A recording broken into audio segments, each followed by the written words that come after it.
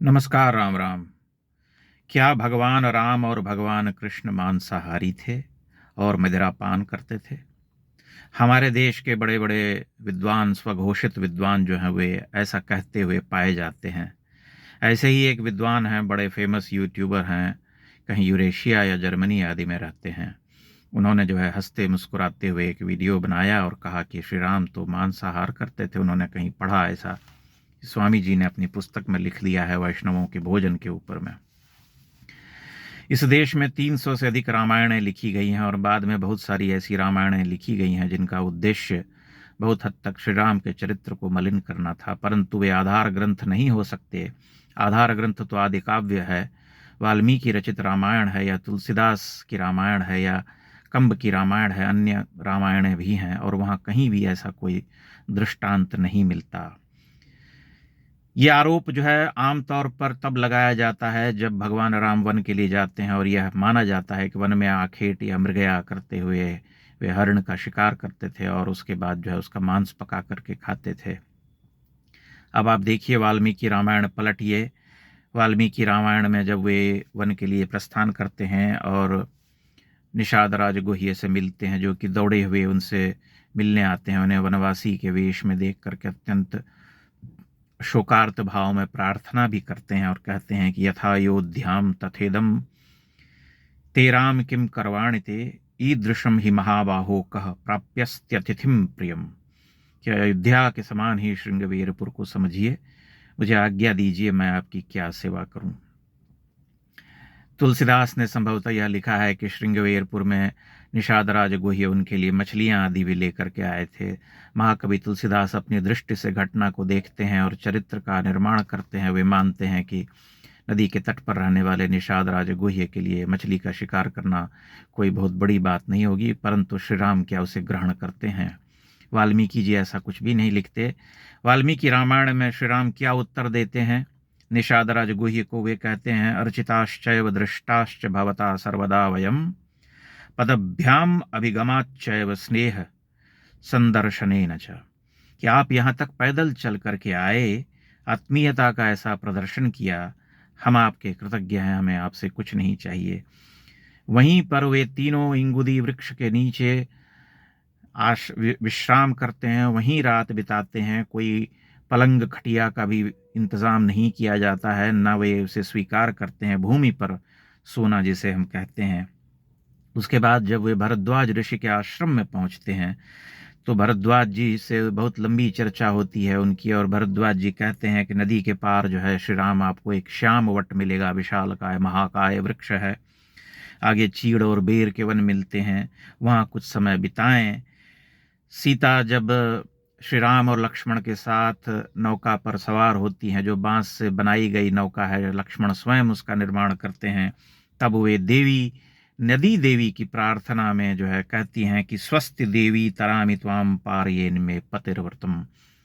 कि हे देवी नदी माँ, हमें पार उतारो, मैं पतिव्रता स्त्री हूँ, तो मुझे तुम पार उतारो, लौटते हुए भी मैं तुम्हारी प्रार्थना करूंगी।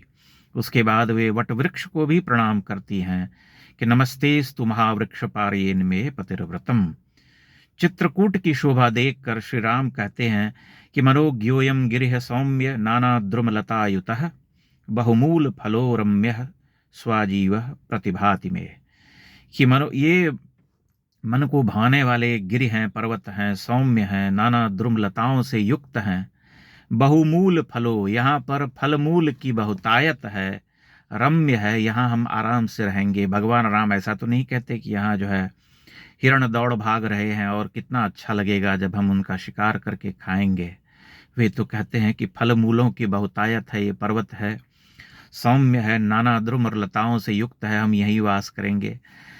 ये जो आरोप लगाया जाता है, ये किस तरह के आरोप हैं जिसे समझ में नहीं आता है। जब वे वन में, दंडक वन में रहते हुए महर्षि अगस्त्य के पास जाते हैं मिलने के लिए, तो अगस्त्य जो है अत्यंत ही हर्ष में डूब जाते हैं और उनके आश्रम में रहने वाले जो अन्य वनवासी ऋषि हैं वे सब उनका स्वागत करते हैं। तब उनके लिए कंदमूल लाया जाता है, न कि वहाँ पर मांस पका करके परोसा जाता है कि अयोध्या के निर्वासित राजा आए हैं, इन्हें मांस खिलाया जाए। ये किस तरह के आरोप लगाए जाते हैं। भगवान राम का चरित्र जब हम उठा करके देखते हैं, वाल्मीकि रामायण पलटते हैं, तब तप और जो आर्जव है, जो त्याग है उनका, उसे देख करके हम अभिभूत हो जाते हैं। संपूर्ण जीवन जो उनका वन में बीता है 14 वर्षों का, वह परिव्राजक का जीवन है। वे भूमि पर सोते हैं और उनका जो वेश है वह भी सन्यासियों का वेश है। उन्होंने कोई आभूषण नहीं पहन रखा है। ऐसे व्रती और महान सम्राट जो कि निर्वासित किए गए किसी कारण से, जो पिता के न कहने पर भी माता के संकेत मात्र कहने से अपना राजपाट सब कुछ त्याग करके वन चले आए, उनके ऊपर यह आरोप लगाना कि वे मांस खाते थे और मदिरा पीते थे, यह किसी नीच का ही काम हो सकता है। परंतु भारतीय समाज की यह विडंबना है कि हमारे देश में हिंदुओं को, अपने देवी देवताओं को, अपने महापुरुषों को मलिन करने में बड़ा आनंद आता है। यह विडंबना है इस देश की। यही वे करते रहे हैं। एक पक्ष निरंतर इस कार्य में लगा रहा है, शतियों से लगा रहा है, और पिछले 100 वर्षों में तो यह जो है अत्यंत ही तेज हुआ है, यह जो प्रक्रिया है। तो ये हम जब देखते हैं तब ऐसे लोगों को देख करके हमें दुख तो होता है, क्योंकि ये बहुत बड़ी संख्या में लोगों को प्रभावित करते हैं। और लोग जैसे कहते हैं ना कि अ, अ, पानी से पानी मिले, मिले कीच से कीच, ज्ञानी से ज्ञानी मिले, मिले नीच से नीच, तो नीच से नीच मिल जाते हैं। और उनको लगता है कि कितनी अच्छी बात है, हमें कितनी प्रसन्नता हो रही है कि हम अपने ही महापुरुष को, अपने ही ब्रह्म स्वरूप महान व्यक्तित्व को मलिन कर रहे हैं। इससे अच्छा और क्या हो सकता है। परंतु वह सत्य नहीं है। आप वाल्मीकि रामायण पलट करके देखिए, पढ़िए, आपको पता चलेगा कि राम क्यों हमारे आदर्श हैं। रामो विग्रहवान धर्मः, यह वाल्मीकि रामायण का एक तरह से सूत्र वाक्य है कि राम साक्षात विग्रह हैं धर्म के।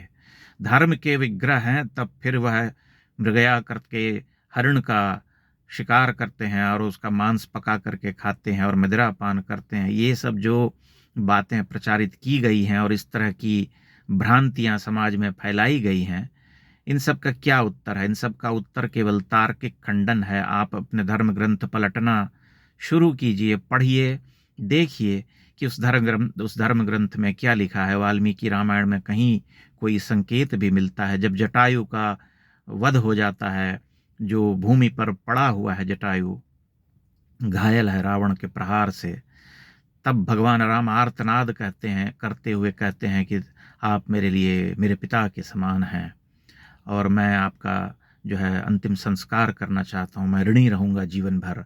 ऐसी कृतज्ञता, ऐसा निर्मल चरित्र है भगवान राम, भगवान कृष्ण का।